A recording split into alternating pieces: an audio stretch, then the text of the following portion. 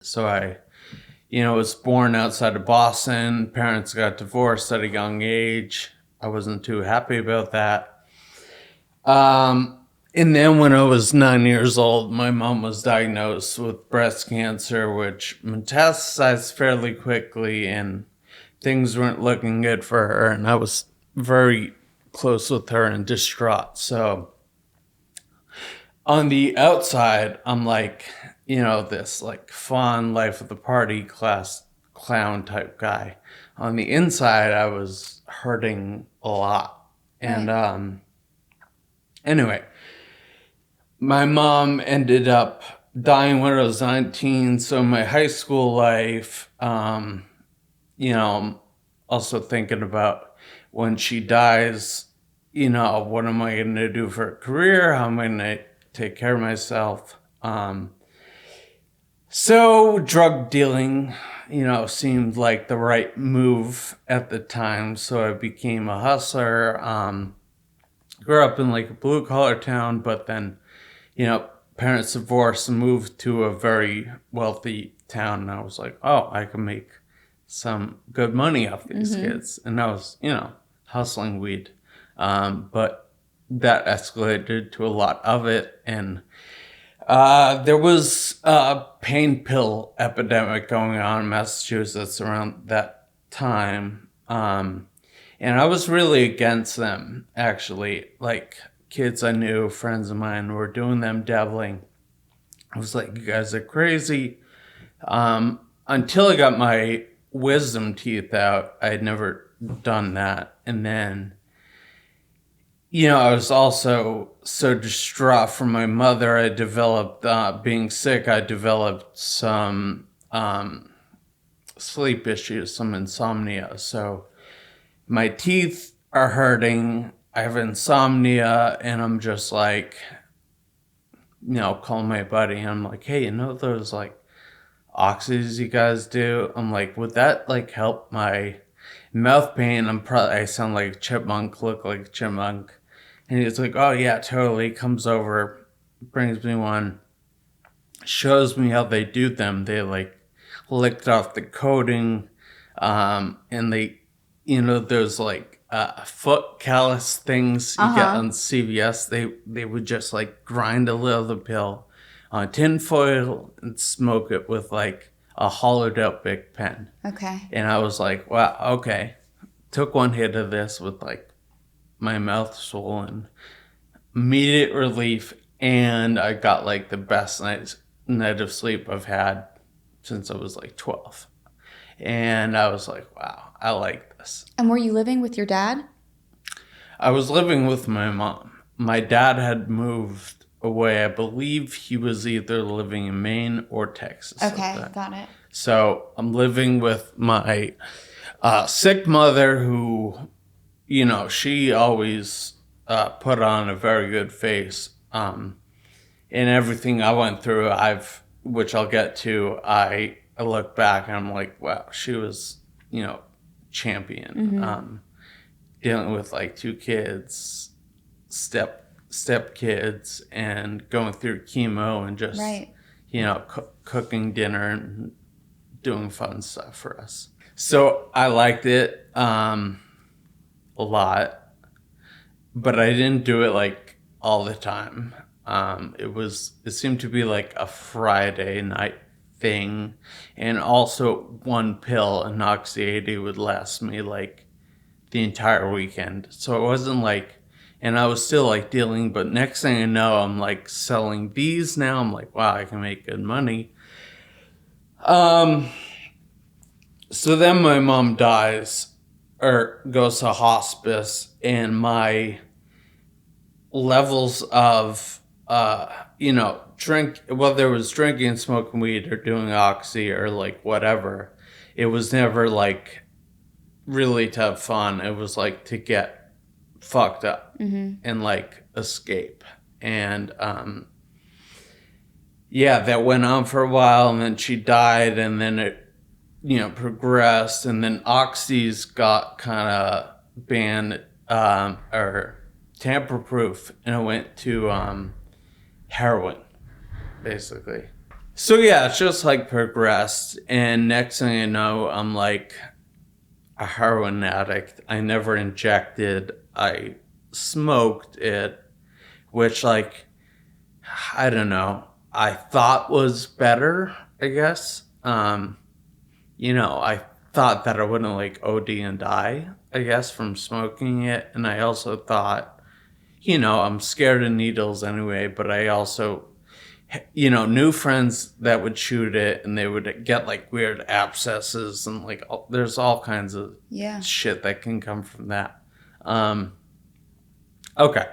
So, I've been doing this for, I've been doing this for like 6 years at this point. I'm fast forwarding. Oh, I'll also mention, being a drug dealer and everything and the connections I had, my hookups, my plugs or whatever you want to call them were always like, if you want to make the real money, you like gotta get a real job or else you're gonna go to jail. So, I became like a head chef, culinary school trained. So I had like two lives. Right. They intersected for sure, but it wasn't like I was just answering my 3 phones all day, like sitting in a trap house. I was like running a kitchen, but also if I could sell at work, I definitely would. Yeah. I would have people sell for me. It was crazy. So anyway, I'm now 27. I'm newly married. I'm working as a head executive chef of a private country club, and I'm a full-blown addict, but nobody that is not like on my inner circle really knows that I'm an addict. So I could be high out of my mind. By the way, when you're doing like these hardcore opiates, you don't get high like that. You just are maintaining. Like you can like nod at the end of the night. Yeah. But, it's really about maintaining. Just like keeping that feeling. Keeping that feeling. Okay. Right.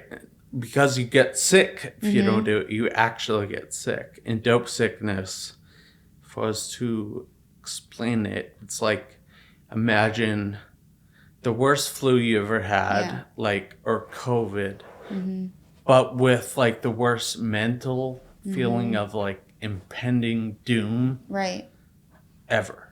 It's like, and those two things combined are just like, you're like, oh my God. I'm dying. And that's what, I'm dying. And that's why it's so hard to get clean. Because like people go 48 hours and they're through torture and then they're like, I can't take it anymore. Right. They're right back to it. So, I'm like that, but I'm a dealer, so I never really get sick because I always have it, and like I can be smoking it and walk out to the dining room, my private club. How was food? Glad to handle the people. Like no one really knew.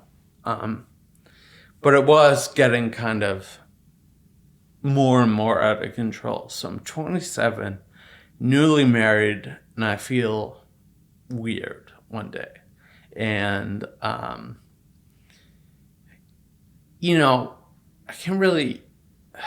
I just know it started with my voice being a little off. Okay. And it was like higher pitched. It was weird. And I know like at work and people I knew would be like, what's up with your voice? I'd be like, I don't know, but in the back of my head, I'm like, what the fuck, And so my wife at the time, now ex-wife, it's like 7 a.m. I'm going to work. And she's like, are you drunk? And I'm like, no, it's 7 a.m. I'm going to work. Was I high? Sure, but I was high like every that was the time norm. I woke up. Yeah. That was the norm. And she's like, you should like go to the hospital. And I'm like, yeah, like I'm fine. Did you feel okay? Like normal? I did. Okay. I did at that point. Just my voice. I did sound drunk. So like, I'll give her that for sure. it sounded definitely off. And I remember, actually, I would try and talk less for about like a week. Because I was like, it's really weird. Next thing you notice, it's like my balance. I would say 5 days later, it was like the voicing, but when I'm walking through the halls, put up my hands to like hold the walls to make sure, like I could still walk good.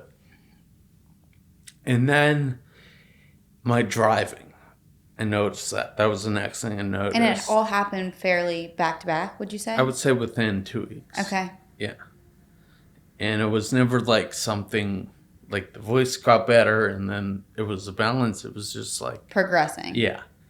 But I didn't like think of it that way at that time. Looking back at it, like, yeah, if you were to ask me this like as it was happening, I'd be like, what are you talking about? Well, it also seemed like you kept yourself pretty busy at that point. So to be aware of all those things, I feel like it was easier just to be like, yeah, I'm fine. Yeah. Also, like, you know, I'm your typical guy that's like, I don't want to go to the ER and wait. Nothing, like, you know, I can handle it. I'm all good. Yeah. You know. So then it was my driving, and I was somebody that, yeah, I'm going to say I was a good driver. Did I have a lot of speeding tickets and lose my license for that? For sure. But, like, you know, pretty good driver. I just noticed I started swerving, and it was like, the way I'll describe that swerve is like if an 18-wheeler is coming past you, like, and that wind, like, hits your car and it, like, jerks. It was like I did that out of nowhere. And I kept saying to myself in this time, like, what the hell is wrong with you? And I still didn't put it together. So, anyway, the wife is like, you know, Ellen, you're going to the hospital. And she actually called the paramedics to get me. And my thought is like, okay, better get high before you go. So I would like duck in the bathroom, I'd smoke it off. And I couldn't even undo like a bag of drugs that I've bagged up and undid virtually my entire life. Right. Because my fingers like won't work. And I remember I spit like, you know, 5 grams, which was like $1,000 worth on the floor. And I was like, jeez. And then the paramedics come in with the gurney, and like, I like hopped right on the thing. I was still like relatively like functioning. Yeah, like, you know, you saw me walk in here, which is like, you'll hear how that's a miracle.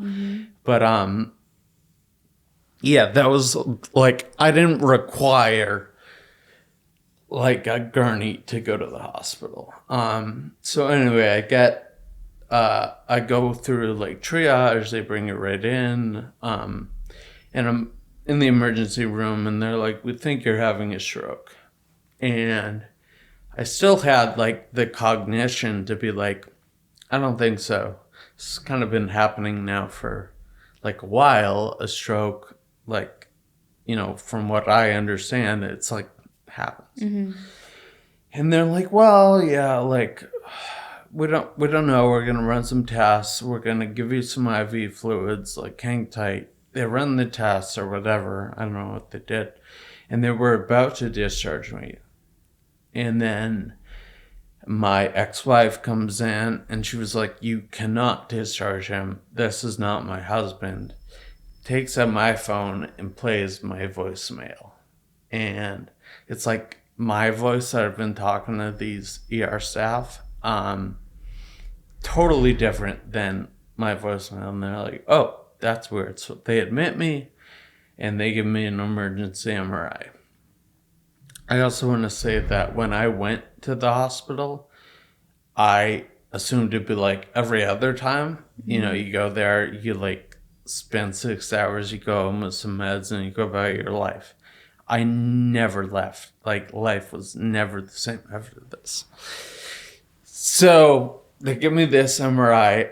I remember feeling kind of dope sick, and like passing out. And I wake up in the morning or like whatever. I don't think anyone woke me up, but there's like 8 doctors in white coats in the room, like a nurse, and one guy's sitting on my bed, hand on my knee. And like I immediately know, I'm like, oh, this isn't good. And they're just like, we're so sorry. You have this extremely rare terminal progressive brain disease. And I'm like, terminal? And they're like, yeah. I'm like, how long? And they're like probably 6 months, but like it's progressive and it's gonna get worse really fast. And I'm like, fuck, I'm fucked. And I'm like, how did this happen? And they're like, well, they're like, thanks for being so honest with us about like, you know, the drugs you've done and do. They're like, this can only be caused by inhalation of a toxin. And I'm like, so something I breathed in? And they're like, yeah, most likely, you know, a pesticide in the heroin, since you smoke that like on a daily basis. And I'm kind of like, why is no one else sick? And they're like, well, that's because people that do heroin inject it. And here I am, like a guy that sells this, and I'm like, well, I know like 40 people that have smoked the same stuff, and I've been getting the same stuff for 3 years. Like, exact. Yeah. And they're like, well, it's probably a pre-genetic disposition. They're like, but if you have any left, bring it in. You won't get in any trouble. We can test it and can look further. And so I look at my wife and I'm like, can you like go to the safe and bring that in? And she's like, no. And she was so pissed. And, you know, I'm like, all right, I have 6 months to live. It's going to get worse. I'm dying. She's mad. This woman I love. Not worth arguing. Whatever. Like, So did you guys ever bring it in? no, she wouldn't bring it in. And I didn't harp on it too much. Okay. But if you guys would have brought, or if she would have brought it in, you would have known for sure if it was from the heroin, potentially? Potentially. Okay. I mean, I don't know. But but the doctors told you at this time you could only get this terminal brain disease from inhaling. Inhalation of a toxin. Okay. But like, I'm also like, okay, I like smoke cigarettes at the time. I smoked a variety of things. Like it could have been any of like it. adjacent Yeah. to heroin. And then also, I'm a head executive chef. I'm breathing in like, sometimes they shut the hood fans off on us. And then end of the night, I'm scrubbing down with these weird chemicals. I mean, I'm breathing in Right. God knows what for my whole life. And I'm kind of like, but also when you're given a terminal progressive diagnosis, like you're kind of like, you know, full life review and like, oh fuck, I went so wrong, and like all these hopes and dreams I had. Like, I'm 27, you know, at the time, and I'm like, Jesus, like, so I'm like, yeah, I think looking back, like we really should have figured out what the hell this is. Also, like, from my understanding, there's only like 500 cases of this disease in the world, and there's very limited research out there. You would also think like it would be more common if it was from something that you were doing in your everyday life. As far as common in the sense of like other people getting this. Right. Because it's not like, I mean, yeah, like you were smoking heroin, but it's not like you said, it's not like you didn't know anyone else doing it. Right. And like, they're like, oh, it's probably a bad batch. I'm like, oh, the guys that I get this from, like, right. bring in enough for the entire East Coast of America. Yeah. Weird. But also, I got other shit to think about right now. Okay.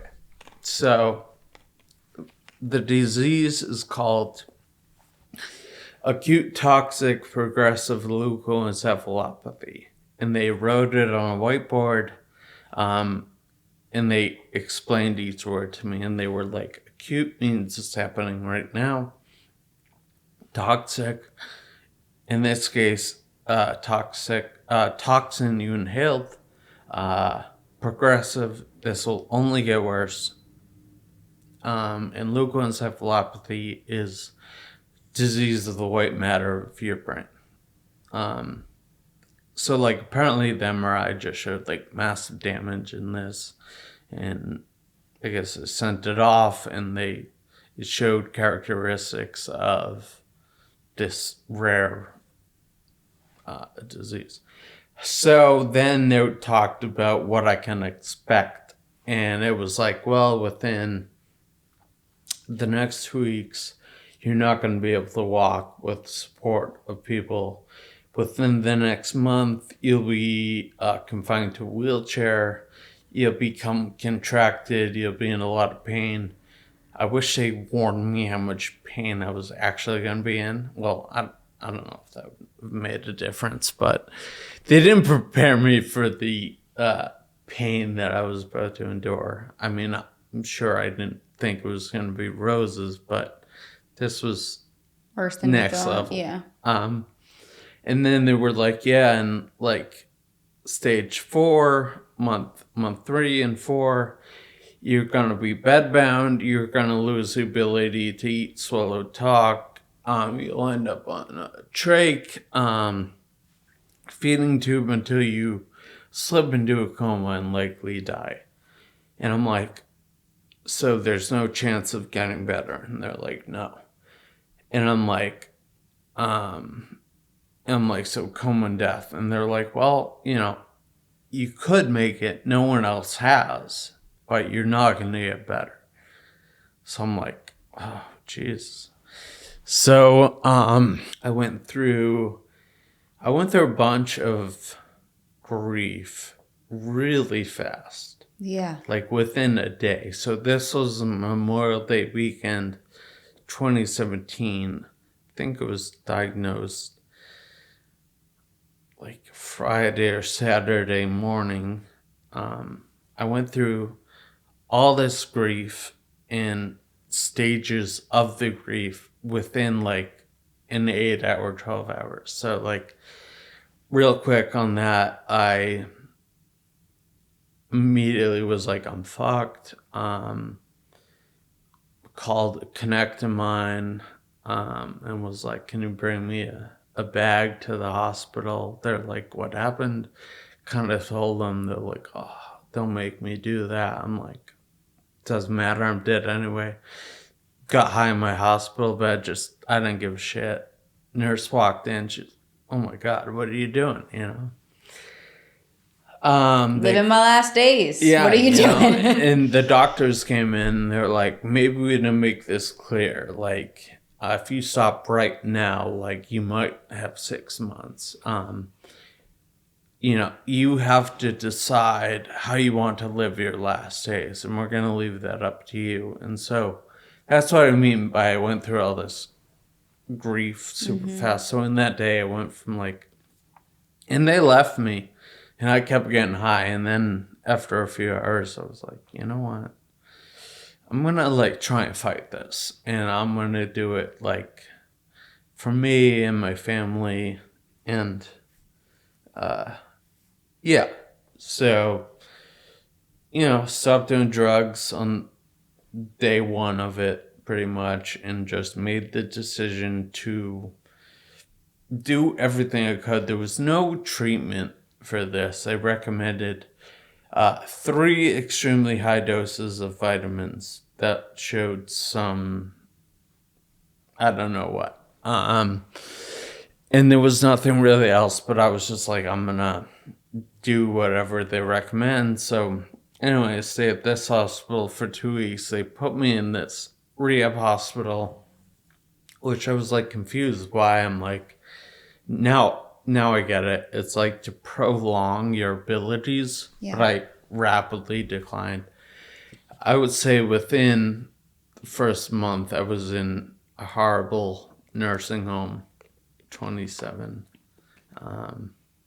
And I was just losing abilities day by day. My fingers, so when you're like bedridden for a while, they become contracted. And that's like your tendons, just like, so my fingers would curl in until my fingernails were stuck on my palms. It hurt so bad. My ankles, I look like a ballerina. They're just stuck. They're like bricks, you know? Yeah, I had a variety of like medical complexities. Do you want to like ask me anything about this before I move on? I'm very intrigued. I think you're doing an amazing job. Okay. So unless you want to go into more I mean, like, it's great. It's Okay. I can keep going. So anyway, I'm like, I kept saying to myself, well, it can't get any worse, and sure enough, the next day something else would happen that felt worse. Right.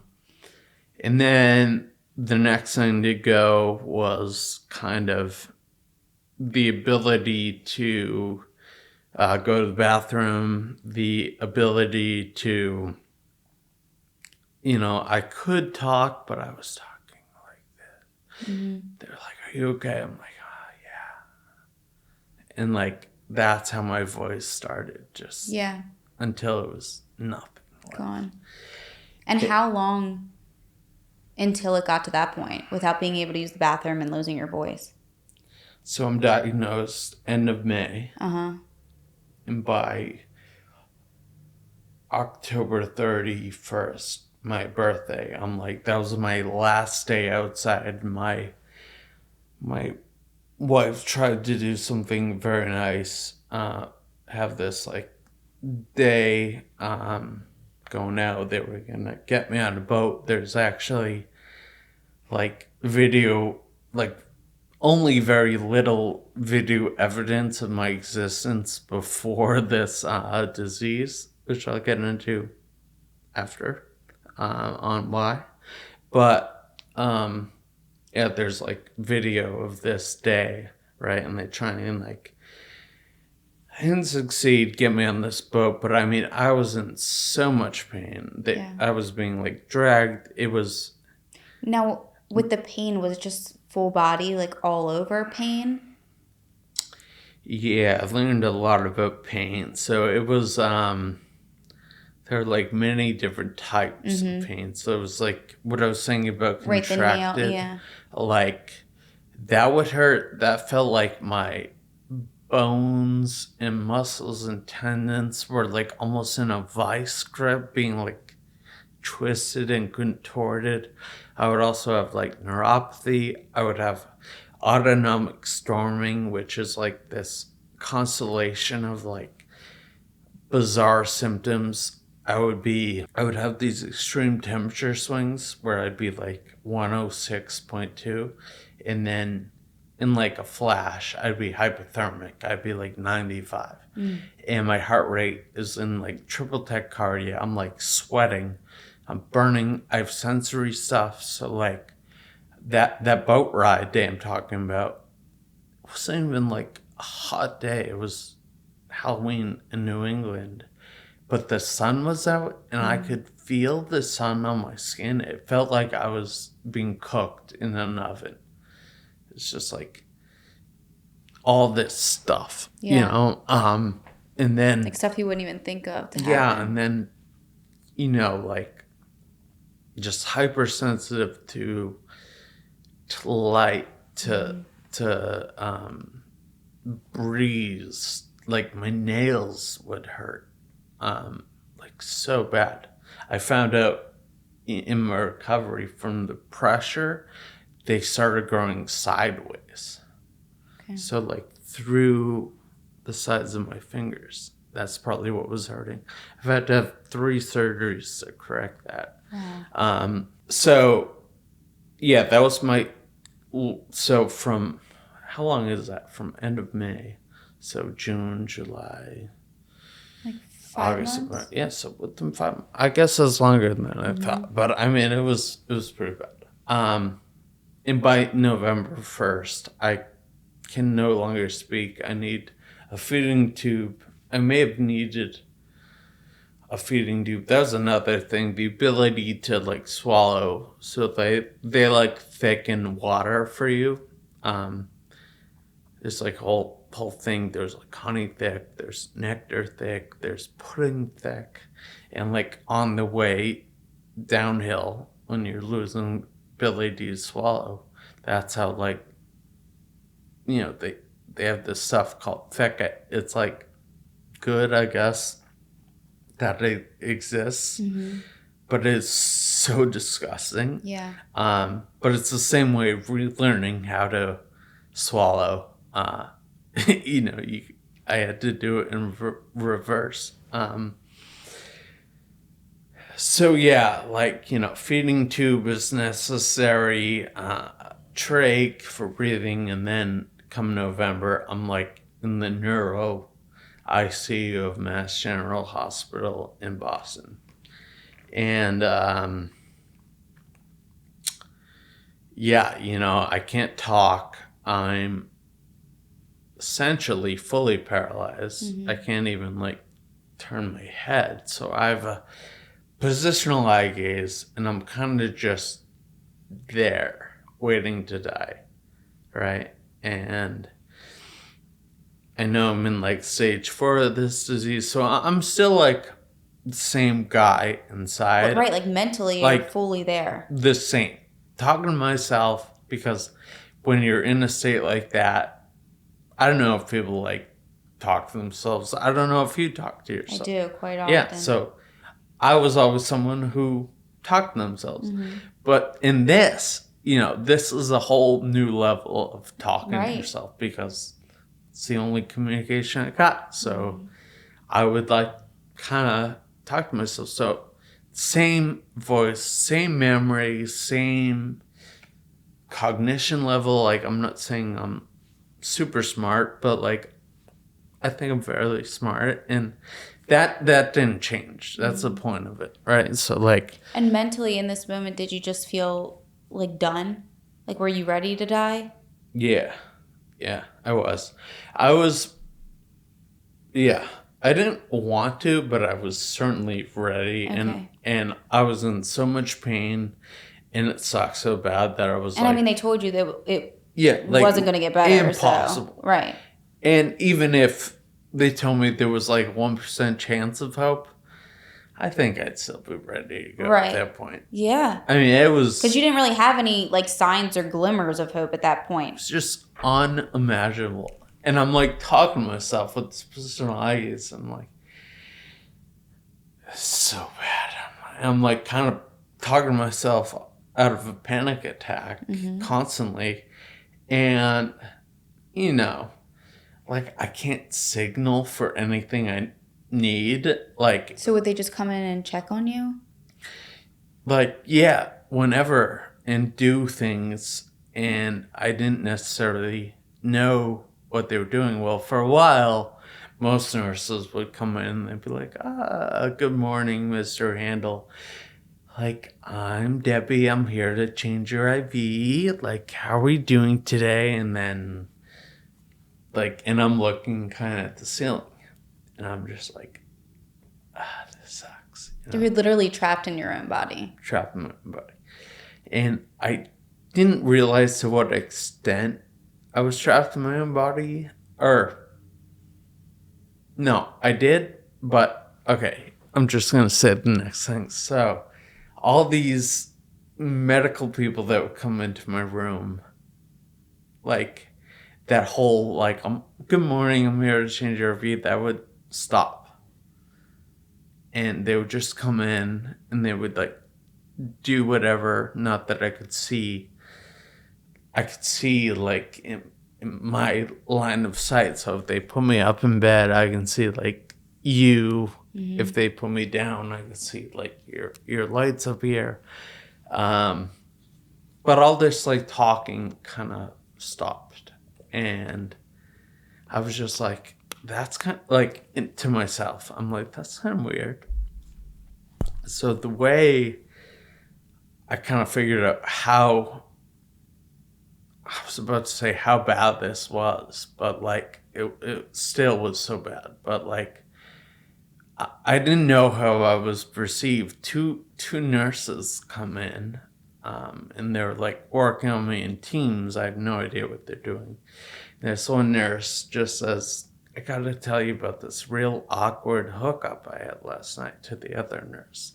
In my head, I'm like, this is like the best thing I've heard. I can't wait to hear this story. I think my pain like actually stopped in that moment, waiting in anticipation. And this other nurse, she's like kind of giggling. And she's like, well, maybe we shouldn't talk in front of the patient. And I'm like,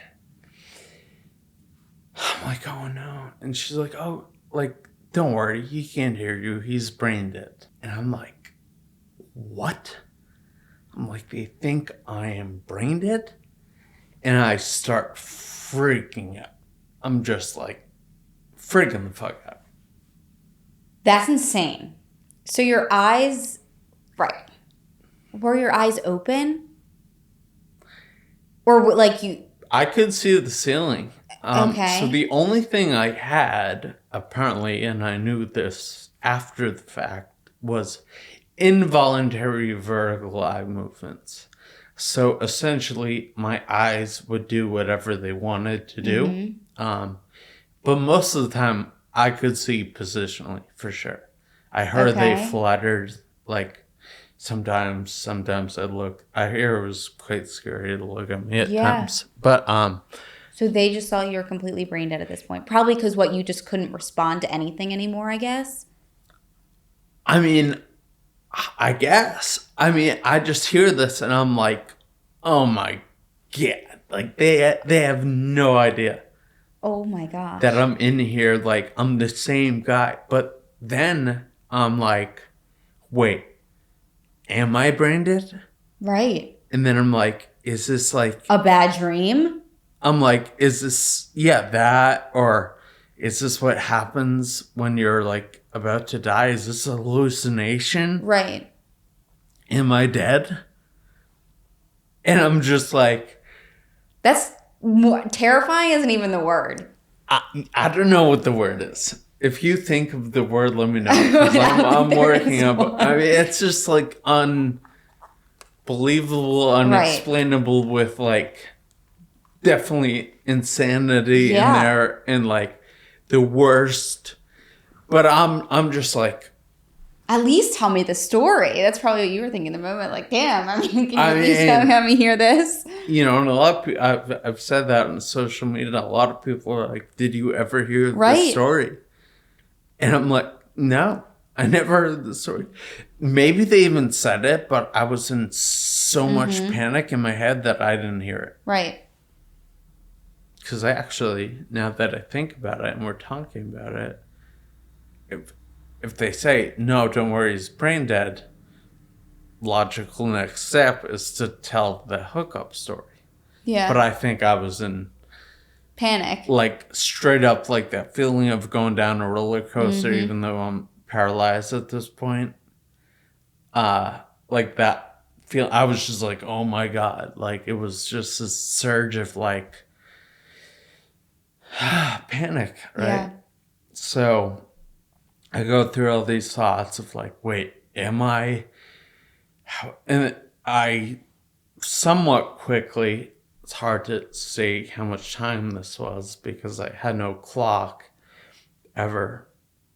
And by the way, I was in this state for 10 months, which is also insane because 10 months of that felt like 50 years. So 10 months from the start or 10 months from this point where they thought you were brain dead? 10 months from hearing that. You were, okay. Yeah, no, fast forward. But anyway, fairly quickly, I was like, no, I know who I am. I know where I am. I know what's happening.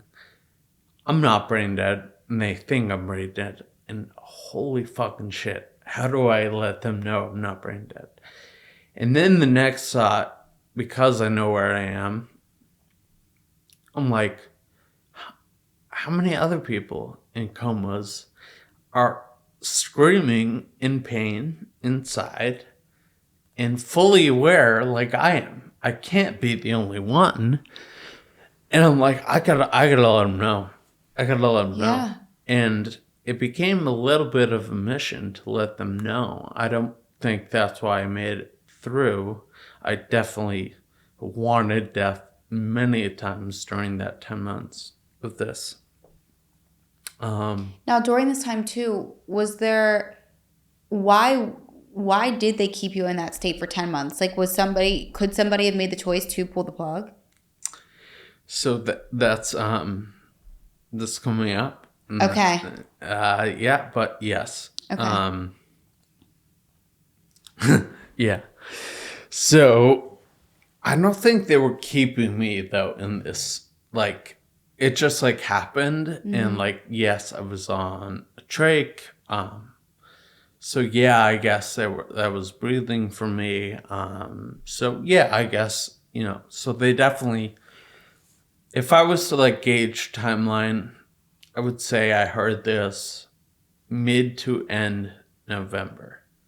And then at some point in, I want to say December, again, hard to gauge, like before Christmas.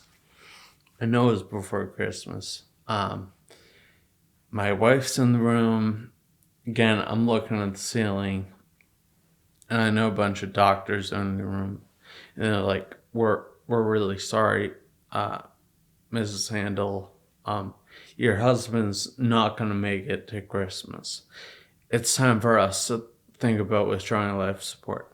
And I'm like, that, and I've been wanting death now for what felt like a while.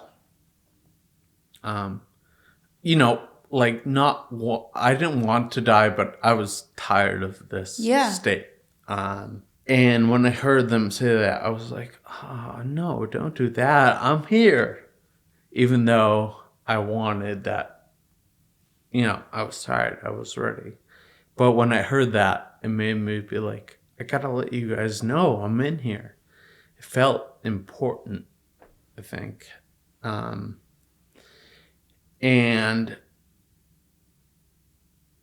my wife said, my ex-wife, I keep calling her my wife. It's okay. What should I call her? Should I just call her name? Whatever you want. I'm going to call her name. Okay.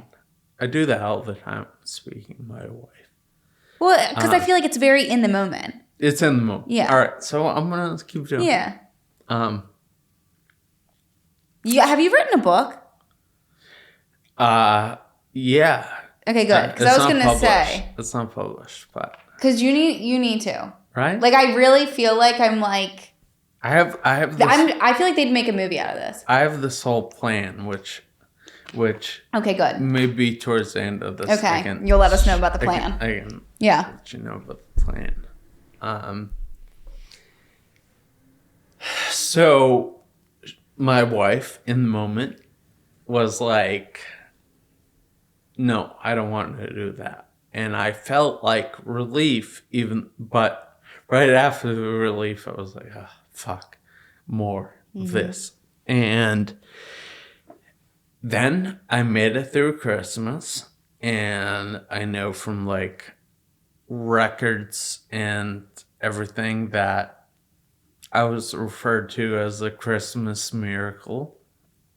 But then I heard them say, well, he won't make it past New Year's. I made it past New Year's, and then they said it was time for hospice because not getting better, not dying, can't stay there forever in the trauma center. So, time for hospice. So, I went on home hospice, and 6 months of that. And at this point, were you feeling any pain still, or yes? Okay. And it was getting worse and worse. I was really, actually, quite ready, and as time went on, I was just like... Like, it makes me wonder, like, if, and I'm sure you will probably answer this, but if the doctors knew that you were still feeling any type of pain. Well, they know now. Right. I know right. that. But I don't know if they knew. And granted, in this time of hospice, I was on 50 medications. And I want to say 10 of those were more related to pain and anxiety. So you were still getting medication for that. Extremely high doses. Okay. Too. But was it helping? Not in the slightest. Okay. Now, if they took it all away, probably would have just died. I don't, or maybe not. I actually think on hospice, when you're put on comfort measures only, that's like part of the protocol. It's like, let's load them up so they peacefully float away. Yeah. Which they were doing, and that did not happen. I have no idea why I'm alive, by the way. I mean, I should be dead for numerous reasons. And then even within this medical crazy episode, I mean, I had hundreds of near-death experiences within this. Yeah. Which I'll tell you about a few. But so I'm on hospice. It's probably second week. And again, positional eye gaze, mainly looking at the ceiling. I overhear a hospice nurse say he's got hours left. And in my head, I was like, I was kind of angry and frustrated when I heard this. Like, or in the moment, like, in that hour, and then I heard this. So I was, in my head, I said to myself, like, I've heard this before. Right. Like, I don't buy it. You're wrong. Yeah, and I get, like, sadly you're wrong, because, like, Jesus, how much more that's going to take. Right. So I remember I get propped up. Someone gives me, like, a pillow, and this was the first time in a long time I could see my chest. And again, in the moment, my wife knew I was, like, really hot, which I was. So I don't think I had any clothes on. I think I had, like, a towel. Like, anyway, propped up by a pillow. First time we can see my chest, right? And it was, like, blue. And I was like, oh, maybe I am dying, actually. It was very blue. And it's funny that I, like, smile.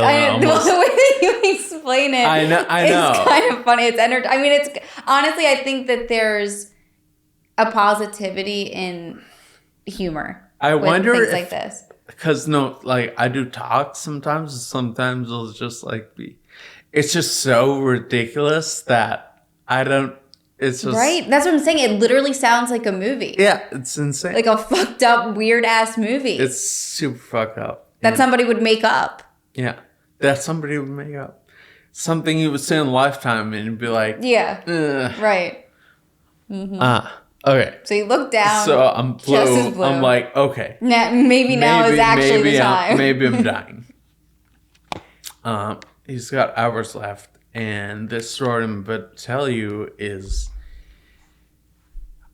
a near-death experience. But I think this is the closest that is humanly possible to come, like, to almost die, not die, and come back. Yeah. And I know people have actually died before and come back, and I've heard a few of their stories, and I think everyone's experiences can be unique, like, for sure. It's just like brain chemicals, who knows? So this is, like, what happened for me. I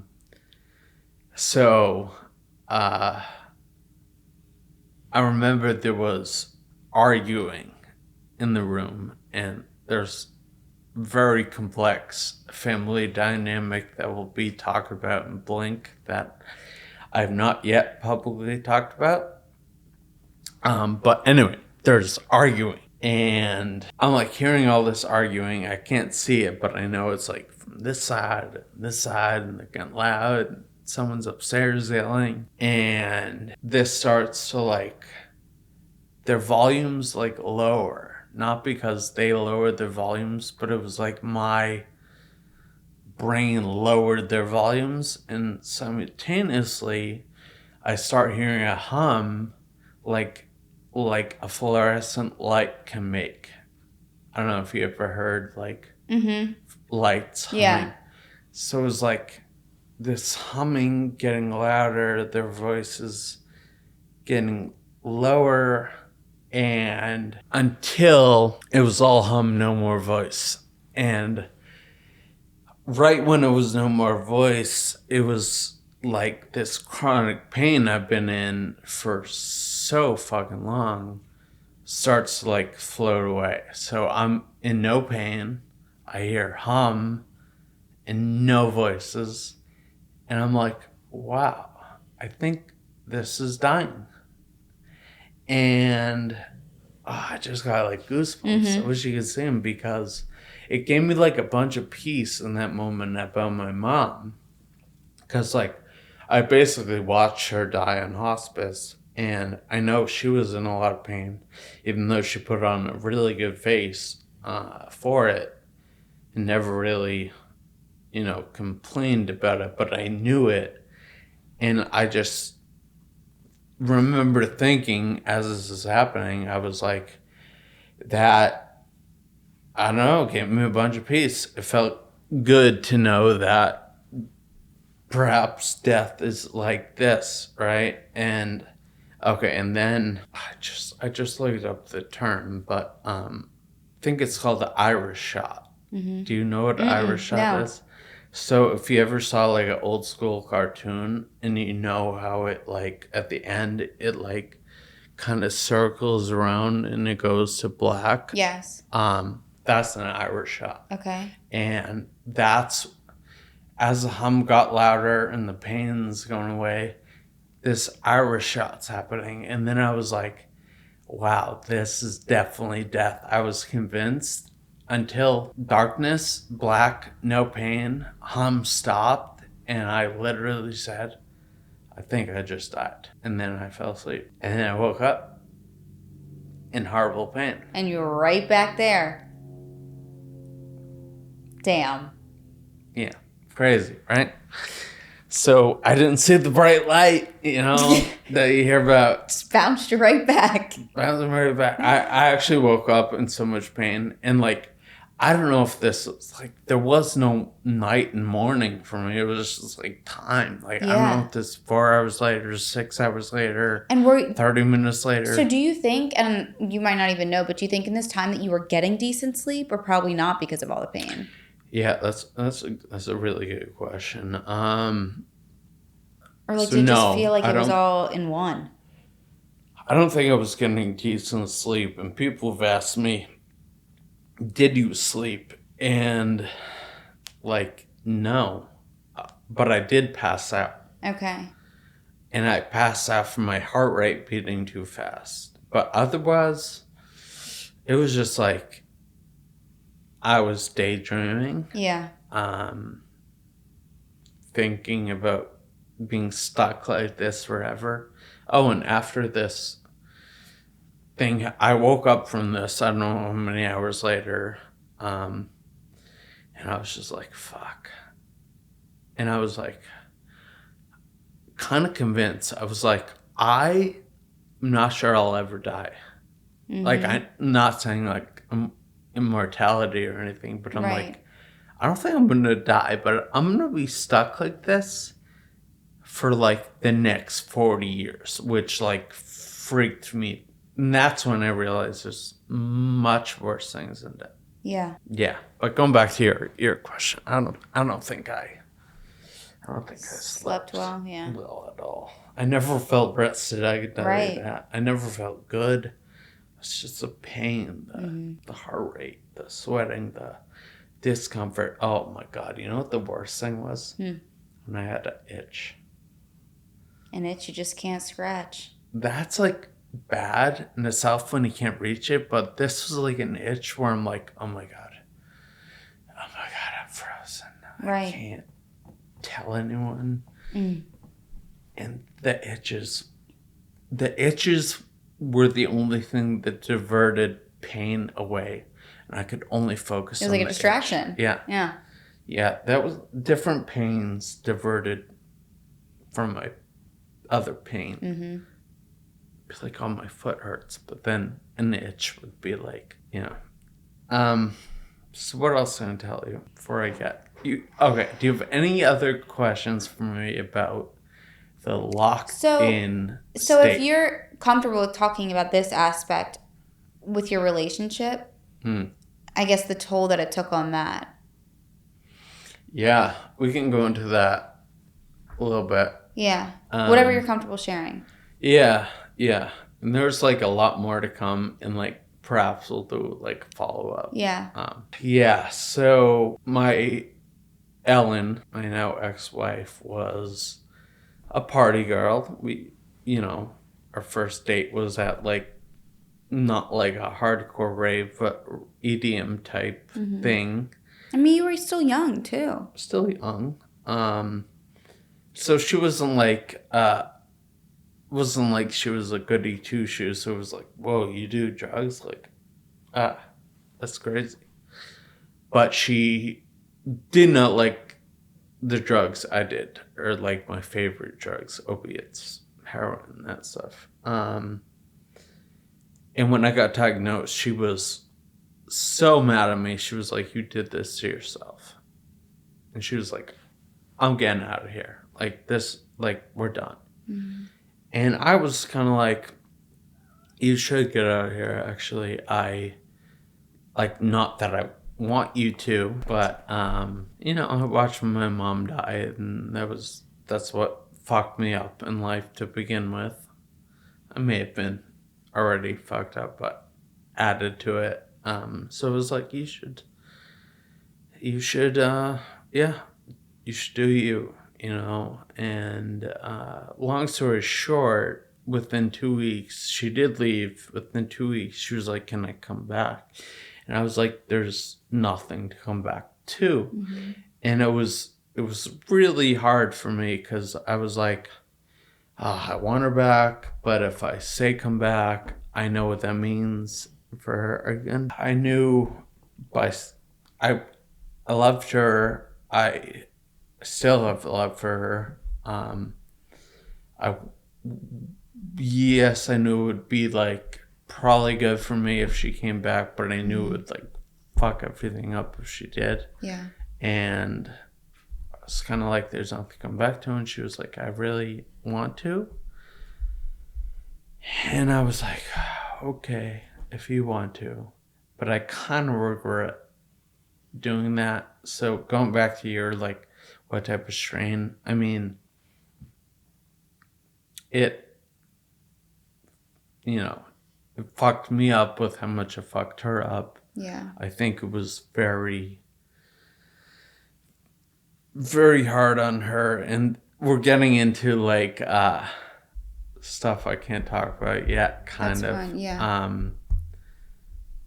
But I'm gonna say something at the end, kind of plugging Blink that will yes, that's a good idea. allude I like that. to yeah. And then I definitely want to talk to you again about it, because it's insane. But like during this time, you were still married. Okay, got it. I'm gonna leave it there then. Still married. Okay. And I'll get to when we got divorced. Okay. And then for more details, people need to tune in to Blink. Which when is Blink releasing? I meant to ask you before we started. We're posting this February 2nd, right? Which is today. Okay, so that's Blink perfect. is out today. Okay, that's perfect then. And do you know what February 2nd is? I feel like you'll kind of get the humor and why I chose the release of Blink. Do you love this logo? I do. Pretzel does. Pretzel loves it. What's the other one's name? Meatball. I thought that was I mixed pretzel meatball. It's all the names. Pretzel loves the logo. So February 2nd is Groundhog's Day. Do you get the humor? Yes, I get it. Yep. I think it's fun. I do too. I like have that. a little dark humor. I think that's great. I do too. So yes, releasing today. Then perfect. So then people can go right on over. Yes. That was the whole plan. So now are we jumping to Yes, we're married. Okay. I know where to go. Okay, go ahead. Survived 6 months of hospice. Okay. I didn't know this, but you can only be on hospice for 6 months. I timed out of hospice. Because typically you go to hospice to die. I think if you look at like the average, it's like 3 months. Mm-hmm. So yeah, I don't know if you want to hear these details of what happens when you time out of hospice. Yeah, tell it. It's fucking insane. So, I'm just like not getting better, but not dying. Mm-hmm. Same state as discussed. And, kind of like a big box truck shows up to the house. And then I'll come to the door and I, again, sitting on my gaze, I just hear everything. So I hear my wife arguing with these men. And they're just like, look, it's their job. We're here. Like, hospice is over. We're here to pick up the equipment. She's like, well, what the fuck are you going to do with them? Like, where's it going to go? What about the oxygen? What about the, like, what are you talking about?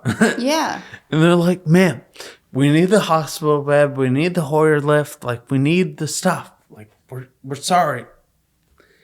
And so they took all the equipment. Where did they put you? Like on a bed of pillows.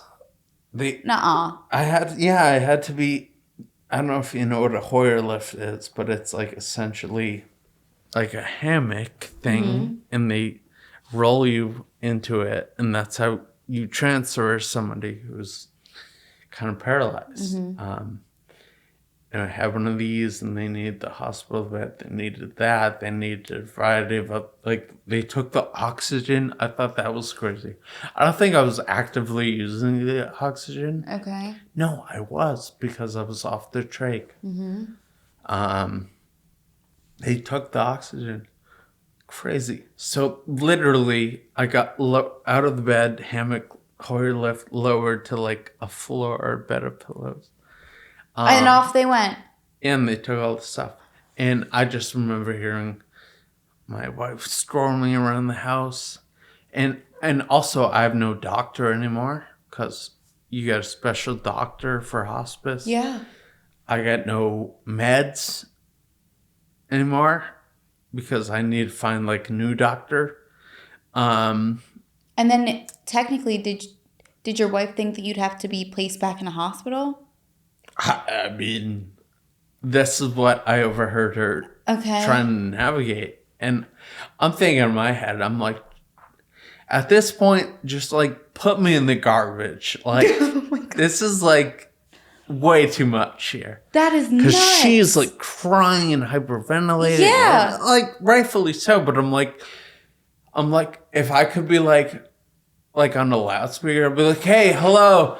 Listen, like, not a big fucking deal. Like, I am tired. I'm done. Like, put me in the trash or shoot me in the head. Yeah. Like, right. This is crazy. So, my mother-in-law at the time, mm-hmm. God, I really got to learn what to call people nowadays. I feel like that's the best way to do it. So, luckily, thankfully, and I will attribute her, Cindy, to saving, one of the many people who saved my life. She worked for MGH, and not as a doctor, but more in the It's called people that do paperwork. HR? Is that what it is? She wasn't HR, but she more administrative role. Yeah. But fairly high up. I think she Okay. had like big list of contacts and made a call, explained the situation, and yeah, I overheard that call. I don't know the details she went through, but next thing I know, I'm getting picked up by a big ambulance to take me to Mass General Hospital. I get brought in on stretcher to this office, which ironically is like very close to where I live now, and I go there all the time and see the people. And I just like kind of see his face because I think I was propped up a little bit. Can't talk, can't blink, can't do anything. And I just remember him saying these words. He goes, "Okay, look, like your husband's case is like very complex. Like I'm the head of complex care here for MGH. I take care of the 1% of the sickest we can't really figure out. I am retiring like very soon. I'm going to take him under my care. We're going to get him situated and comfortable, but somebody's going to take over his care because I'll only be here for like a month or two." And I felt like great relief because I'm like back to like MGH, it's a good hospital, teams of people, and my wife can finally have a break. Mm-hmm. Great. Well, not great. He also said he's not dying, obviously. He's not getting better either. So, like, I don't really know. But we're going to get him comfortable. So, I know now I'm placed on this floor called Phillips House, and that's where the ballers go. Like, if you're like David Ortiz and get shot, that's where he goes. It's like the concierge medicine floor. Mm-hmm. It happened to be this Dr. Levinson's floor for the rare cases too. And for about, hard to say time, but I want to say 2 months. It's kind of like no changes. So they would do these large rounds every morning. It'd be like Dr. Levinson and like specialists from most areas of medicine and a couple nurse practitioners. It was like a big team, and they've been doing this for a while. And they come into my room. It's like any other day. Before, they've been doing this for a while, and all of a sudden I hear, "Hey, do you guys see that? Do you guys see that?" And they're all like, "Oh, yeah, no, that's involuntary." And he's like, "Hey, I don't know if you can hear me, but if you can, do that again." And I'm like, "Oh my God, it's the first time I've been acknowledged in like 10 months." Right, because so within that 10 months, no one was directly like talking to you? Only my wife, yeah, mainly, and a few family members that visited to say their goodbyes. Okay. It's really heavy, actually. Yeah. But yeah, no one's like talking to me. Yeah. So just like, and again, I'm looking at the ceiling. And when he said this, did you mentally know what he was talking about? No idea. Okay. And I'm like, "Please let me do this again." Yeah. Mm-hmm. And I'm like, so you're one shot to escape this thing I didn't even know was possible. And I tense on my whole body. And I'm like, I don't know what it moved, but like, do anything. And I've been trying to move for quite some time, obviously. Everything I could do. And as I'm saying to myself, shit, I can't do it, I hear, wow, he's actually doing it. And then I hear crosstalk right away of how it's involuntary and it's impossible because I got this brain scan right here and there's no way. And I'm like... So even the brain scan was basically showing that you were brain dead? Yeah. So clarification on that. So actual being brain dead is actually death, which I didn't know at the time. Okay. But my brain scans were showing like slow theta null indicators to be like he's gone. So like brain dead, I guess, was being used in a derogatory sense Okay. to explain like an adjective to be like he's vegetative, he's Yeah. gone. I heard other phrases like he's disconnected from all reality. Which I wish it was in a way. Yeah. You know, it's a gift and a curse, I think. So He says you do it again. Yeah. thankfully, What? Dr. Levinson, who my mother-in-law found, and he is the man who definitely saved my life, Yeah. without a doubt. He goes, no, this is a change in medical status. I want our best person who specializes in nonverbal augmentative speech therapy to come in here and teach him how to blink. Blink. And thank God he said that.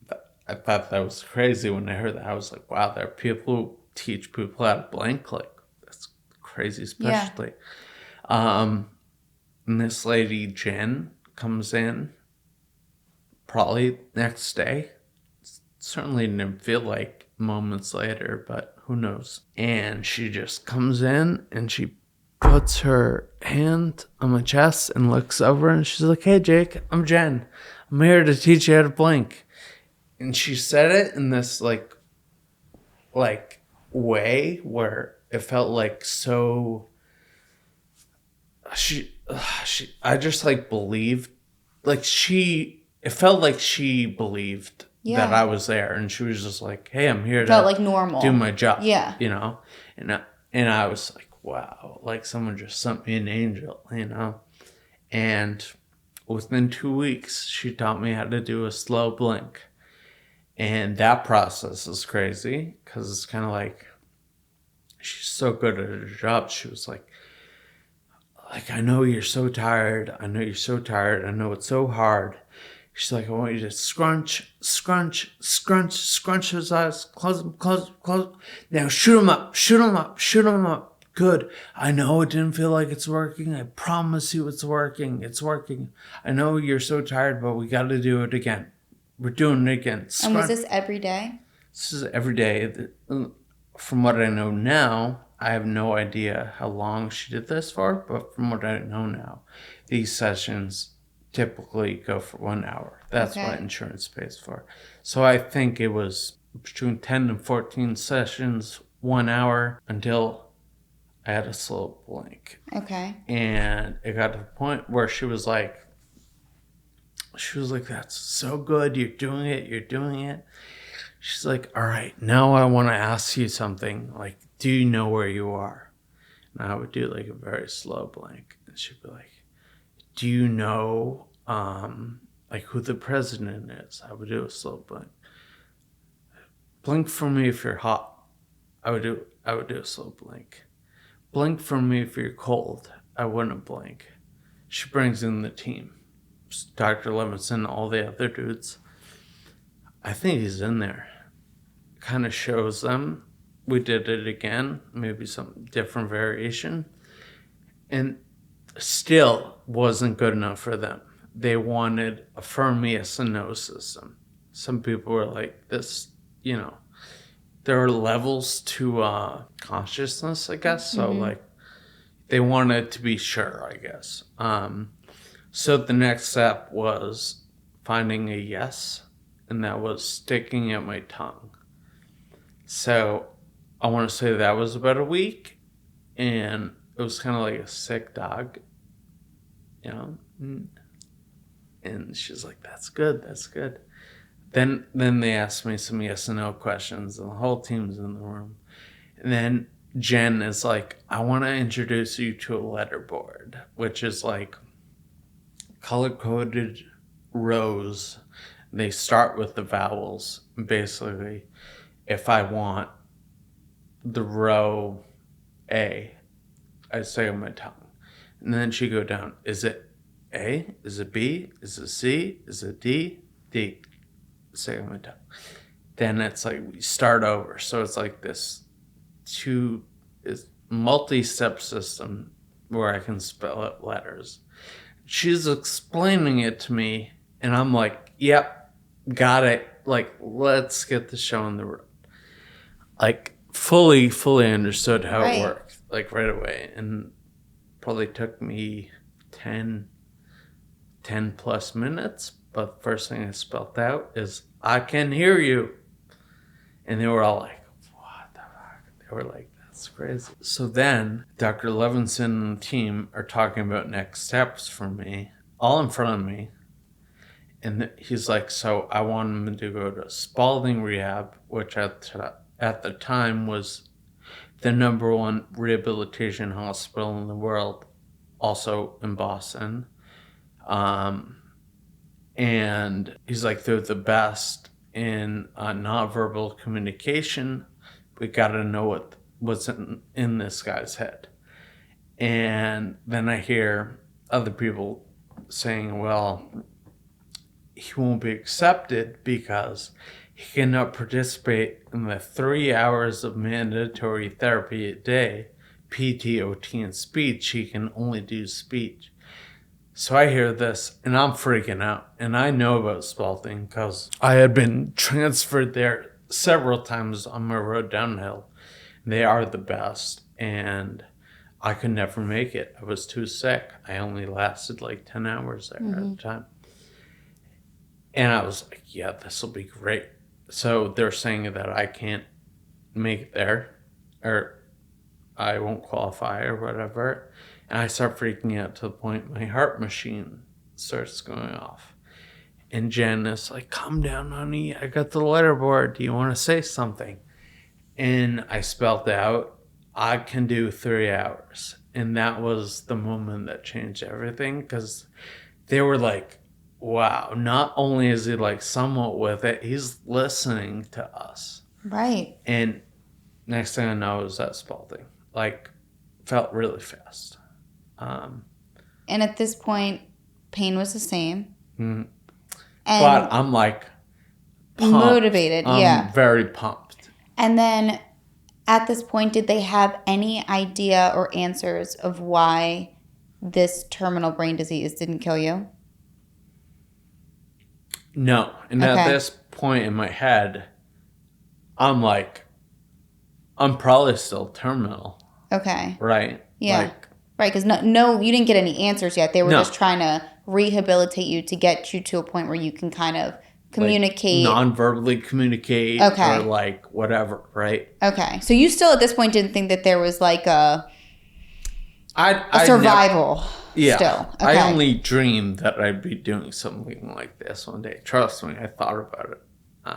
Yeah, so all I know is I'm like, well, I can't get any worse than it was, but I cautioned myself to say that because every time I said that, it got worse. Yeah.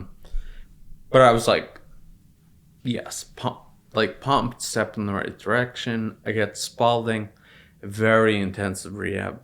I was exhausted, but they quickly, the speech lady quickly figured out how cognitively intact I was, and she was kind of freaked out. I know her now from like talking to her. Mm-hmm. She was like, it was really heavy for me. And she was like, you get patients that just like have, aren't fully with it and don't fully understand. And she was like, and once we started, she taught me this new speech board called the Mega B, which is like a 2-step system. Basically, it's like the letterboard, but much faster. Mm-hmm. I can now talk paragraph form like very fast with her. And she was shocked at how I was able to do it. She was like, honestly, like, we never use this because like no one really has the cognition to use it. Yeah. And like I had to learn it really well to keep up with you. And we're having heavy nonverbal communications. I'm talking to her about like, she was like my therapist in like 7 different ways. like not only speech, but I'm like, and yeah, just laying out these like questions for her that, you know, I don't think she was prepared to answer. She was like, we gotta get a neuropsychologist in here, which they did. But I'm also doing PT and OT, and you know, I was there for 3 months. And how was your body responding? Like, did you start to be able to do more things than the tongue and the eyes? Yeah, so it was slow, but from what I hear from the state I was in, it was actually really fast. Okay. And a lot of what they did was really painful. They started trying to reverse my contractures, and they do that by a system called serial casting. So they'll get like, for you know, my ankles that were kind of like ballerina ankles, they would get like 3 physical therapists and a foot plate. They would stretch it like crazy, which would hurt. And they would like jam it in this foot plate and hold it as someone lays a cast and lock it there for 2 weeks and then do it again and again and again and again. And every time you just get like a little more and a little more. Well, that's a hope. It's also like quite dangerous because you can get these really bad pressure wounds, which can lead to like amputation. Yeah, I just remember I couldn't talk, but I could scream and cry at this point, and it was bad. Yeah. Everything was bad, but I was in the headspace of like, this is the best rehab in the world, and I'm gonna get every bit I can out of it. Like, I'm going to get better. So there for 3 months, to answer your question, I think I couldn't get out of bed or anything, but like they would start to like hold me in seating and then like let go and see how long I could last. Like sitting up? Before like falling over or something. I hope these mics aren't picking up my stomach growling. No, I don't think so. It shouldn't. If it does, it's okay. It just was like, it'd be funny. So yeah, so like I did make progress, but it felt minimal aside from nonverbal. And were they doing research about this brain disease during? I didn't know. Okay. If they were. I think they were. No, but I didn't know. At the time, you didn't know. Then I get moved to a different hospital, which I knew was going to happen, and I stayed at Western Mass State Hospital for 15 months. Went there because I had the speech therapist was recommended, and during those 15 months, that's when I became unparalyzed, started moving like individual fingers in the slightest, raising my arm to this point, and making baby sounds, which then led to vowels and sound blends. I had to relearn everything. And there are some really funny videos I put on like social media of me, my first times relearning how to feed myself, making a mess. Just, it's really, really fun. I'll show you after this we've done. Okay, I'm kind of gonna go fast with the rest, and then we can go on and do. So I lived in the hospitals for about 4 years, a long time. Spalding, Western Mass. Dr. Levinson, this guy who noticed me, who I attribute my survival and kind of where I am today to, who was supposed to retire in 3 months after taking me on. I like to think he never retired because of my case. I do not know if that's factually true. So Dr. Levinson, hit me up. I want to know. But 15 months after being at Western Mass, that's why I started my YouTube channel. Actually, it wasn't to like show the world. It was to show my doctors on the complex care team my progress. And there were such big files. I created like private YouTube links to send to them. And they were like following me and seeing this, and they were like, wow. Like, so he called me one day. I can like verbally talk to him. I have a very rough voice at this point. Should I mimic what it sounded like? Sure. Some people think that's offensive, but no, I mean it's just your how life. it is, Yeah. you know? So kind of, I kind of like this. That was like kind of like my first converse with Dr. Levinson, and he basically was like, "Look, we never really thought, you would get to this point, and you've outgrown this hospital, and I'm bringing you back to MGH. And we're gonna figure out next steps. Like, you're doing amazing, and you're leaving like in the morning." So like 2-hour ambulance ride back to MGH. So I go back to Philip's house, and it was crazy. The same people that took care of me, like nurses that noticed, like were there for that minor wrist movement and the blinks. I went back like 16 months later, and like I can now like kind of talk and show personality, and it was like trippy for me. It was trippy for them. I was like, although I was in so much pain, still, I was having a blast. I really was. And just, I remember like knowing that this was like bougiest floor at this point. I didn't know back then. But my neighbor was actually David Ortiz when he got shot, and it was just crazy. Yeah. So, okay, from there, I went to another long-term, like kind of nursing home type place, but I got to do outpatient therapy while I lived there at Spalding until I was ready to do my second inpatient stay, because they were like, it's rare to get people in there second time. We should maximize that for like when you're ready to walk. So we continued my serial casting. There's like a ton of stuff in there.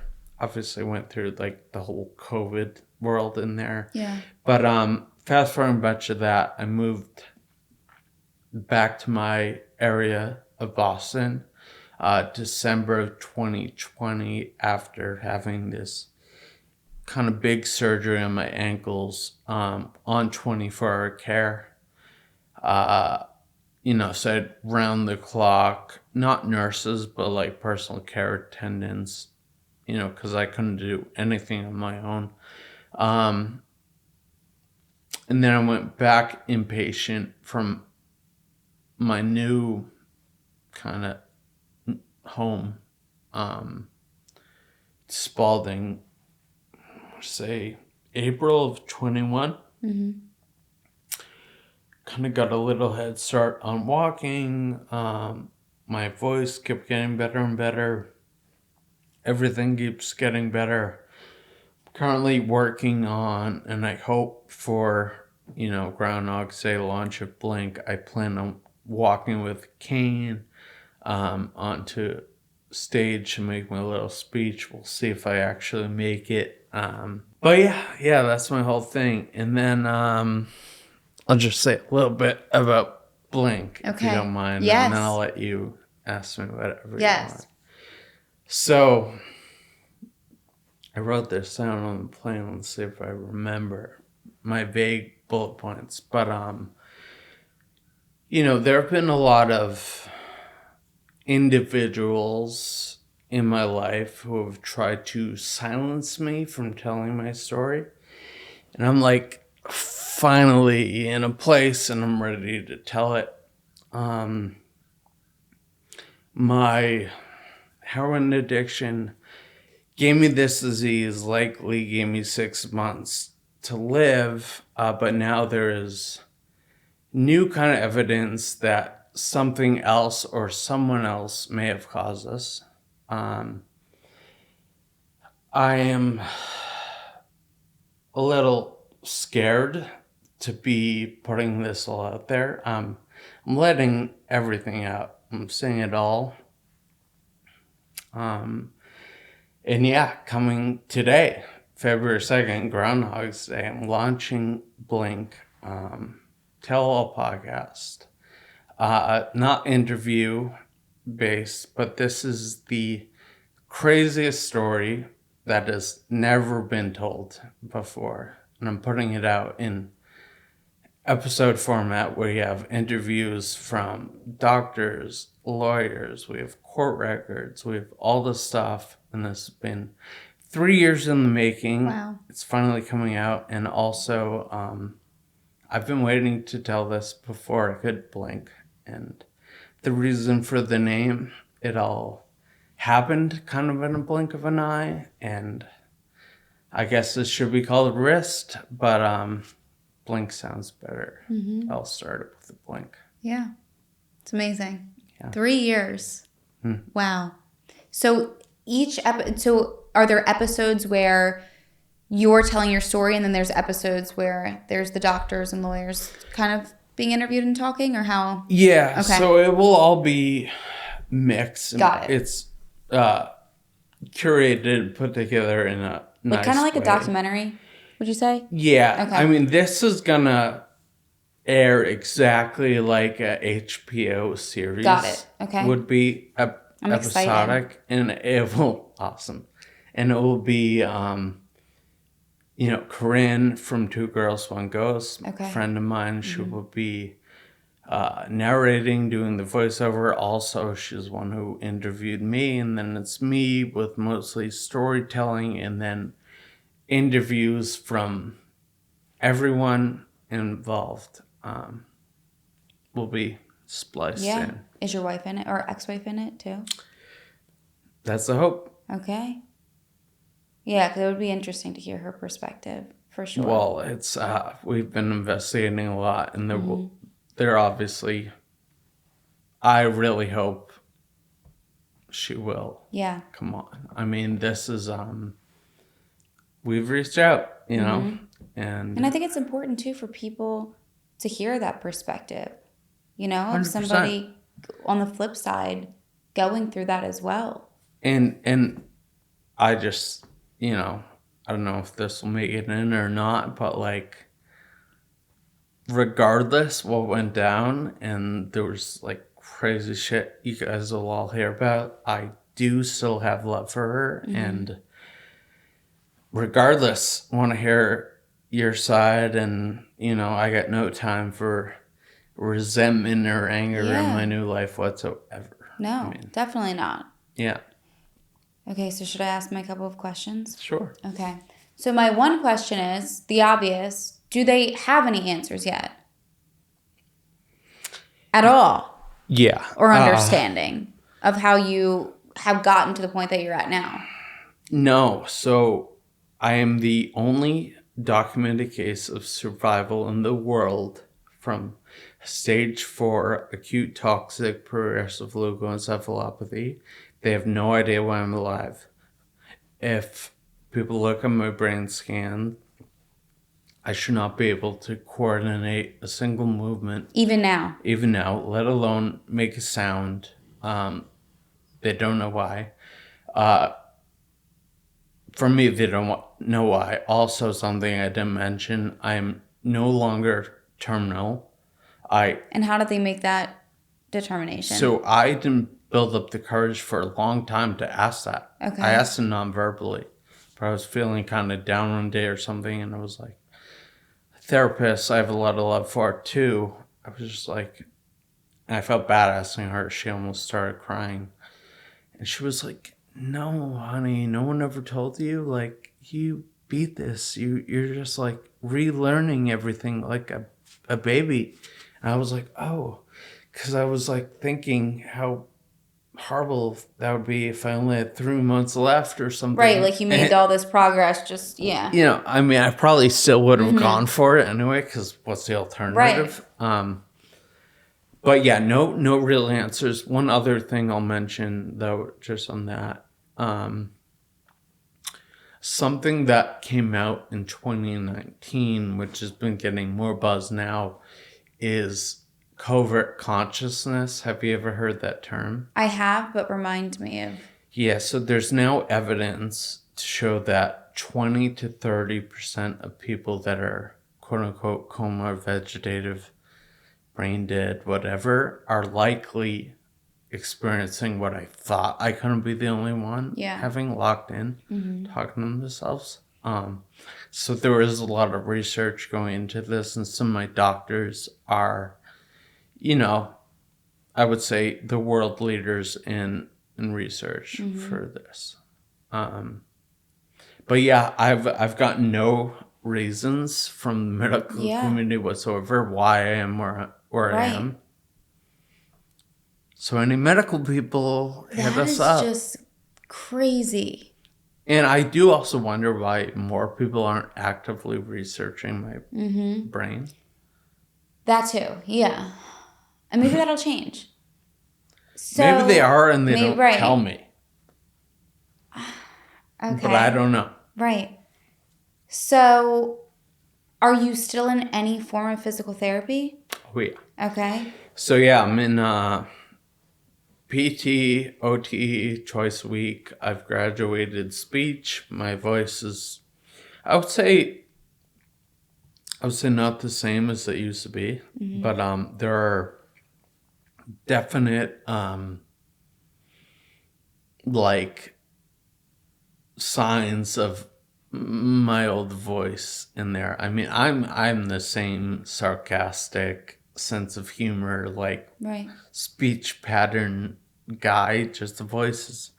But yeah, PT and OT, I mean, as I said, I'm actively working in physical therapy, how to walk with no device, which I can do, but I have so much fear that I've become shaky. I'm so scared of falling. And friends close to me, I had a friend the other week, he's like, what? Like, you're not scared of anything. And I'm like, yeah, not really, but until I'm about to fall.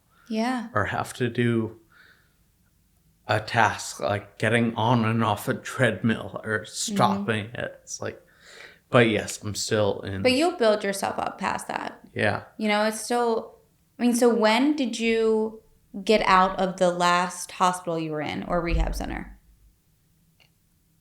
Inpatient? Yeah. Was it 2020 or after that? 2021. Okay. I want to say it was April or May. Got it. Okay. I only went in again so I got out of my 40-year hospital long ride December 1st, 2021. Okay. I went back in to Spalding for 3 weeks, inpatient. Okay. In April 21. But yeah, then I've been out in all outpatient therapy. I also have like a big routine. It's been hard balancing work life, podcast life. I also have a tech startup called Ahoy. We're kind of like Google Maps and Waze and Yelp for personalized accessibility. Awesome. So, take the mystery out of accessibility. But I also have like all this therapy and like I try and go to the gym and I do this and then I have like homework from therapy. So balancing it all, especially in the last, it's been like 9 months of just going hard. Nonstop. Busy guy. Busy guy. I like it though. I don't like right. It's not like being busy. It's great. Yeah. Your life literally, it's almost like it came to a halt and then you were able to literally start fresh. I'm making up for lost time. Exactly. Exactly. So how long have you been using the walker now? So there are levels to it. Okay. But I would say I started being trained on the walker in April of 21, inpatient, but I could only do it with like 2 therapists on my side. Then end of 21, 2022, definitely like no therapist on me could walk for a couple football lengths and turn. I still have trouble like opening heavy doors with this thing. Then towards like mid 2022, 22, I believe, I started like walking with it only in my apartment, home alone, which took a bunch of, work. Mm-hmm. And now I would say for the last year, I've been like, going to like getting in and out of an Uber by myself with this thing. Yeah, that's great. That's amazing. Yeah. And the next step would be a cane, hopefully, right? Yeah, which seems so like mind-boggling and far in the future, and I don't even know if I'll get there. But that was the same thing I was saying with this. You don't know if you'll get there. I know. I know. Come on. I know. That sounds crazy. Right? I mean, think about where you were. I know. It's wild. It's wild. You're right. When you say that out loud, it's like, what are you talking about? Yeah. I mean, everything takes time. I think I'm like mentally stuck of fear. I wish I didn't have fear. Which is surprising. Like, I feel like you went through I know the worst of it. Part of it, I think, is that I used to say this to my therapist, where I thought if I hit my head one more time, it's like lights out. Mm-hmm. But I have like fallen and hit my head. I've fallen from sitting quite a few times. Mm-hmm. But you're probably like, how the hell do you do that? But I was on a train that had an emergency stop. Mm-hmm. I was like ejected from my scooter. Oh my God. Like landed on hit my head. I mean, the hardest I think I've ever hit my head in my life. And you'll find the story funny. I went to the hospital. I spoke on a Department of Transportation panel. And we went out for like beer after. And I was like feeling good. I was excited. And I was like gonna take an Uber. But I was like, you know what? I'm gonna like roll around the city. Hop on the green line. I'm wearing my DOT badge. I get ejected on MBTA, part of DOT. And they're like, sir, oh my God, are you okay? Like, do you need the hospital? I'm like, my head. So I get to the hospital. And I'm like, they're like, so tell us what happened. And I'm like, they know my record and they get me right in. I'm like, well, I was speaking on this DOT panel and I got ejected from the train at Government Center, emergency stop. And they're like, that's really ironic. That's the craziest thing I've heard. Yeah. And they did like an MRI, and you know what they told me? I actually left the hospital before I saw the results. I'm like, you guys will call me if something's wrong. And they were like, yeah, your brain actually looks better than before. Maybe it just needs to get hit a couple more times. Yeah, right. Wow. Isn't that funny? Oh my gosh. So it's just like totally, I mean, obviously, but it's totally unheard of. I feel like every aspect of your journey. It's mind-boggling. Do you think that you have any fears of not progressing? I do. Yeah. And I know I've come like so far, and like honestly, like I have a pretty good life. I do. Like I got really good friends from all walks of life now. Some best friends I've made since I came out. And like I'm getting to do what I want, which is like honestly just like doing cool stuff. And everything's like so much sweeter now in a ways where like, like holding this water, like I couldn't do that. I'm like, drinking it's another story, which is why, You need help? No. Okay. But I'll drink after this. But Okay. but everything's like so much sweeter now. Like everything in life is just way different than I've said this before too. Like I used to live this like fast lifestyle, had a lot of money. Could like do whatever I wanted to do whenever I wanted to do it. But I wasn't really happy. Right.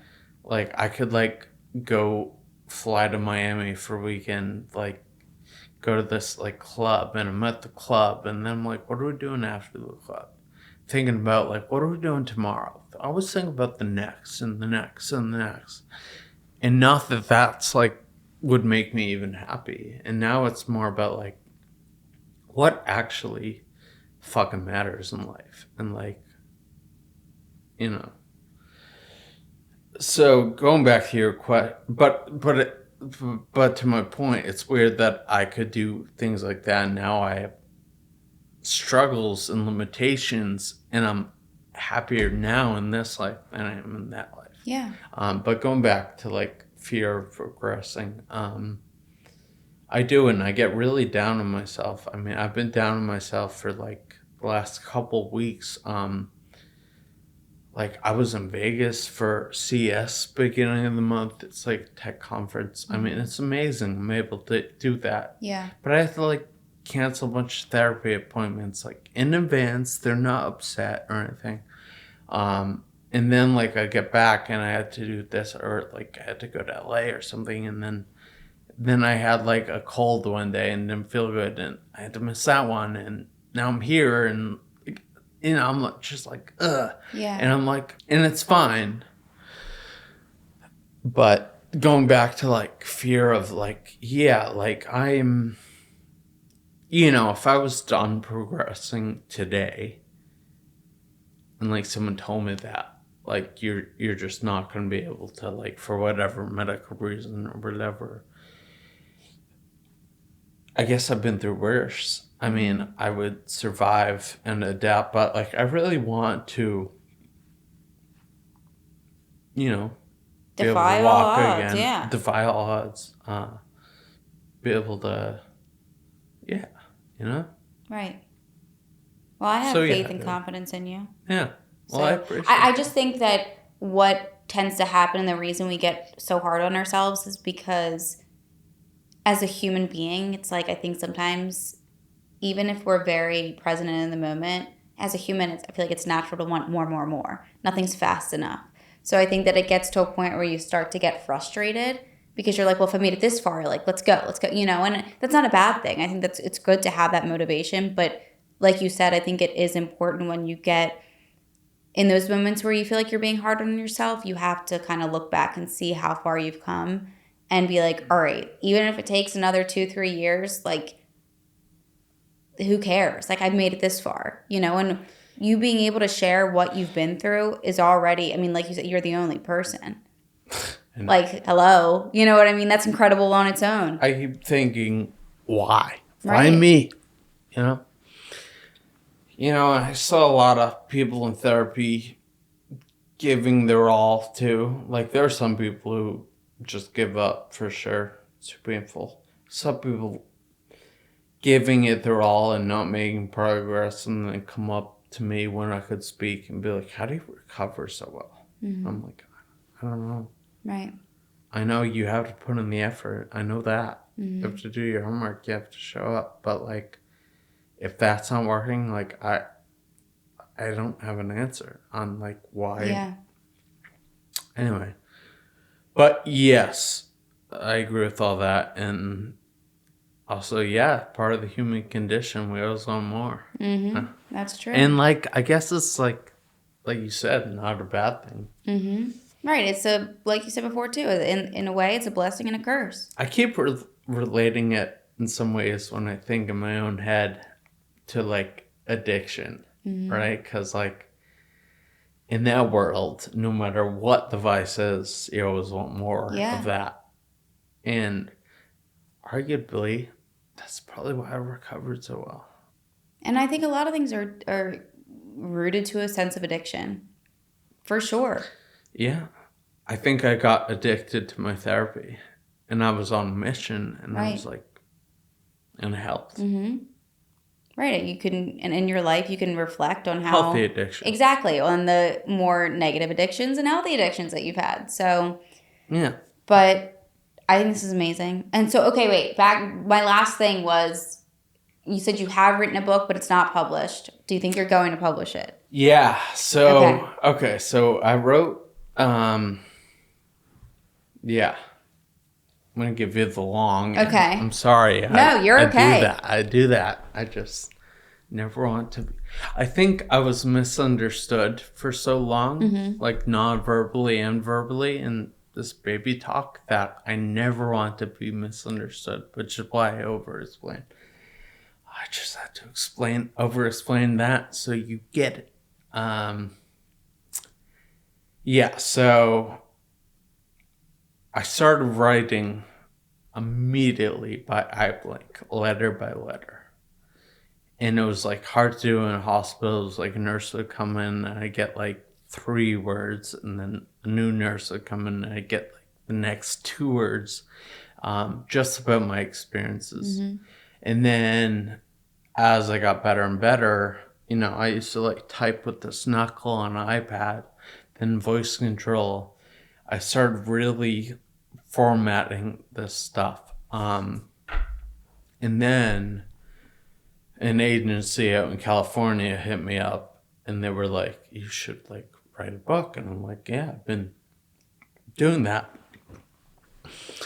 And then I got intro to like the publishing world where like, you know, if you want to make how you make like a real proposal to like go to the Random Houses and the Penguins and the big players. And it really, I don't know, I think there were too many cooks in the kitchen and I valued everyone's advice as better than, well, I mean, I don't really know what it takes, but I have a crazy story. Yeah. But all these people are giving me input, like, don't say this, do say that. And like, it just, writing became not as fun for me. And then I do have a proposal, though. I've always thought, and this is just my opinion, anything you do, I think the best way to do it is just do it because you want to do it and do it the way that you want to do it. Do it from the heart. Right. Even if it Keep doesn't it real. mean that, like, I feel like everybody can give you an opinion and, you know, especially I think too, this even goes for, I can compare it in the sense of this show. If I were to sign with a company, they might have more rules, but like, I don't want that. Like, people ask me all the time, is there anything that's off limits? And, you know, YouTube is very sensitive. There's a lot of things you can't say and it gets limited or demonetized. Yeah, like everything. But I was like, I don't care. Like, that's not what this show is about. So it, you know, going back to you writing a book, screw what people think and what you should and should not put in there. I think it should be as raw as possible. So this goes back to why I'm doing Blink. Yeah. Because you have more of that freedom. Yeah. And I guess I always did, but I valued these, you know, high-end Hollywood type, you know, and they're probably not wrong. It was just like the situation. And also, I honestly think they were too early to the party. I mean, this was like, I may have still been in the hospital. Okay. And the story's not over. Right. Not at all. Not at all. And anyway, I still write. I still have the proposal. I've changed it, made a new version. But I pivoted to podcast.